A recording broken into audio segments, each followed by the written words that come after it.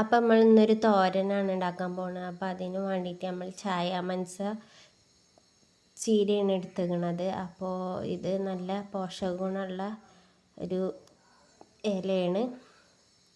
അപ്പം നമ്മളിത് ചെറുതായിട്ടൊന്ന് കട്ട് ചെയ്യുകയാണ്. ചെറുതായിട്ട് വേണം ഇതൊന്ന് കട്ട് ചെയ്തെടുക്കാൻ.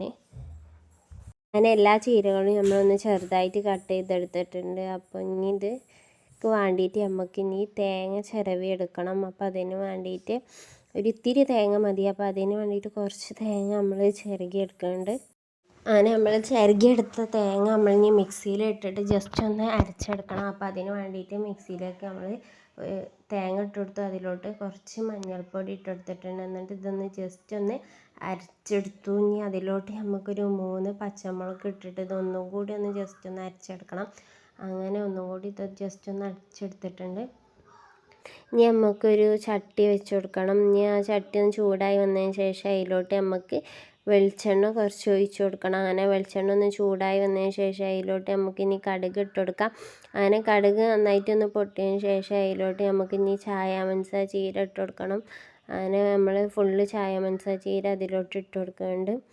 അങ്ങനെ ഇട്ട് കൊടുത്തതിന് ശേഷം അതിലോട്ട് നുള്ള് ഉപ്പ് ഇട്ട് കൊടുക്കുന്നുണ്ട്. പിന്നെ ഇനി ആവശ്യമുണ്ടെങ്കിൽ നമുക്ക് ഉപ്പ് പിന്നെ ഇട്ട് കൊടുക്കാം. ഉപ്പ് ഇട്ട് കൊടുത്തതിന് ശേഷം ഇത് എല്ലായിടത്തൊക്കെ ആവുന്ന വിധത്തിൽ നമുക്കിതൊന്ന് ഇളക്കി കൊടുക്കണം. അങ്ങനെ നമ്മൾ ഇതൊന്ന് നന്നായിട്ടൊന്ന് ഇളക്കി കൊടുക്കുന്നുണ്ട്. പിന്നെ ഇതിലോട്ടൊരു നുള്ളും കൂടി നമുക്ക് വെള്ളം ഒഴിച്ച് കൊടുത്തിട്ട് ഇതൊന്ന് വെന്ത് കിട്ടാനും വേണ്ടിയിട്ടാണ് നമ്മൾ വെള്ളം ചേർത്ത് കൊടുക്കണം. ഇത് കുറച്ച് സമയം ഒന്ന് നല്ലോണം ഒന്ന് വേവിച്ചെടുക്കണം. അപ്പോൾ അതിന് വേണ്ടിയിട്ട് നമ്മൾ വെള്ളം ചേർത്തു.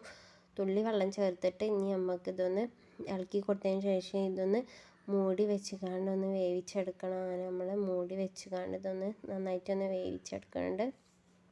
അങ്ങനെ നമ്മളെ ചീര നമ്മൾ മൂടി വെച്ചൊന്ന് വേവിച്ചെടുത്തിട്ടുണ്ട്. അപ്പോൾ ഇനി നമുക്ക് ഇതൊന്നും കൂടി ഒന്ന് ഇളക്കി കൊടുത്തിട്ട് ഇത് വെന്തിക്കണമെന്ന് നോക്കാം.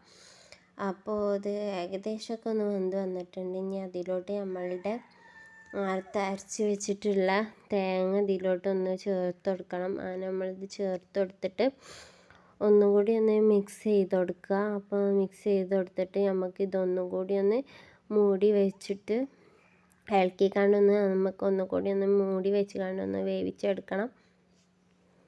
അങ്ങനെ നമ്മളെ ചീരന് വേണ്ടി റെഡി ആയിട്ടുണ്ട്.